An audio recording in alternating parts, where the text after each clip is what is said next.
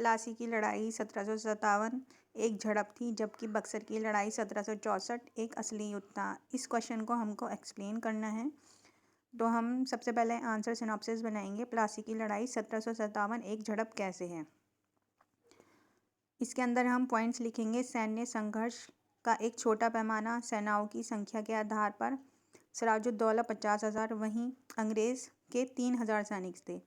इसमें देखने की ये बात है कि जो सिराजुद्दौला हैं वो अपने 50,000 सैनिक को लेकर जा रहे हैं अंग्रेज़ के कुल 3,000 सैनिकों से लड़ाई करने के लिए। इसका मतलब ये है कि अंग्रेज़ों को पूरा कॉन्फिडेंट है कि उनकी 3,000 लोग सिराजुद्दौला की फ़ौज को हरा सकते हैं। दूसरा पॉइंट है विश्वासघात और साजिश की भूमिका।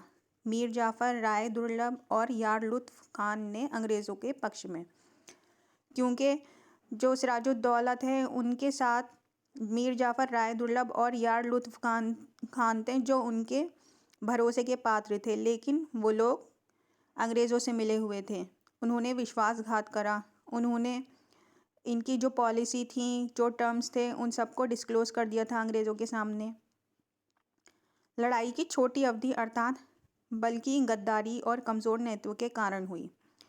लड़ाई बहुत ही छोटे कम टाइम के साथ हुई और जिसमें अंग्रेज़ों की विजय हुई और सिराजुद्दौला की जो फ़ौज थी वो हार गई। सैन्य परिणाम की प्रकृति। सैन्य परिणाम जो आना था वो तो पहले से ही पता था, क्योंकि अंग्रेज़ों को सिराजुद्दौला के हर पॉलिसी के बारे में पता था कि वो उनके पास कितनी सेना है, कितनी नहीं है, कौन कहाँ पे अटैक करेगा। इसलिए उनको इस प्रकृति के बारे में पहले से ही पता था। रणनीति महत्व। प्लासी की लड़ाई ने बंगाल और अंग्रेज़ों के नियंत्रण की नींव रखी। इस लड़ाई का रणनीतिक बहुत ज़्यादा महत्व है, क्योंकि इस लड़ाई के बाद, प्लासी की लड़ाई के बाद बंगाल पर अंग्रेज़ों का नियंत्रण पूरे तरीके से हो गया था। बक्सर का युद्ध एक निर्णायक लड़ाई थी। कैसे?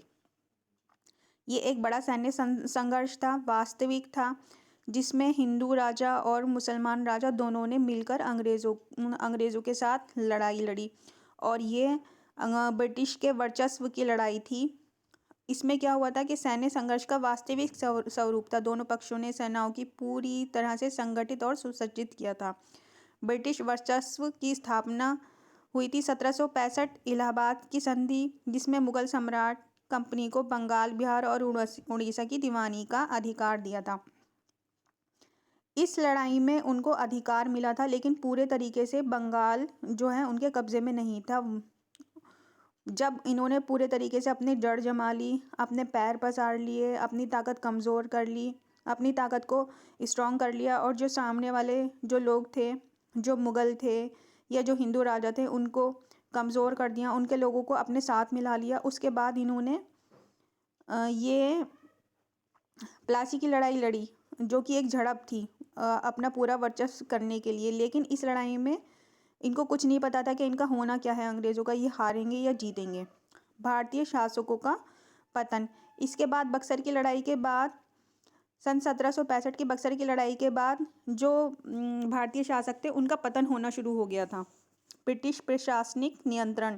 ब्रिटिश ईस्ट इंडिया कंपनी केवल व्यापारिक संस्थान नहीं रही, बल्कि ये प्रशासनिक शक्ति बन गई थी, क्योंकि इसने अपना कंट्रोल कर लिया था। पहले जो British East India Company Bharat आई थी वो केवल व्यापार के लिए आई थी, लेकिन हल्के हल्के इन्होंने अपना पूरा वर्चस्व स्थापित कर लिया। फिर यहाँ आके हिंदू और मुस्लिम राजाओं से लड़ाई लड़ी, उनको हराया और यहाँ पर कब्जा करा। ये भारत में ब्रिटिश साम्राज्य की नींव का आधार बनी। प्लासी की लड़ाई सत्ता के लिए एक छलपूर्ण झड़प थी। बक्सर की लड़ाई एक संगठित और निर्णायक युद्ध था। प्लासी की लड़ाई में तो इन्होंने जो लड़ाई लड़ी है सिराजुद्दौला के साथ, उसके सारे उसमें जो लोग थे सिराजुद्दौला के साथ, उन लोगों को इन्होंने अपने साथ मिला लिया था और इनको पता था कि ये डेफिनेटली अंग्रेज़ जीतेंगे ही जीतेंगे। लेकिन बक्सर की लड़ाई में इन लोगों को ये नहीं पता था ये जीतेंगे या हारेंगे। जिसने अंग्रेज़ों की ताकत को भारत में स्थायी बना दिया वो थी बक्सर की लड़ाई।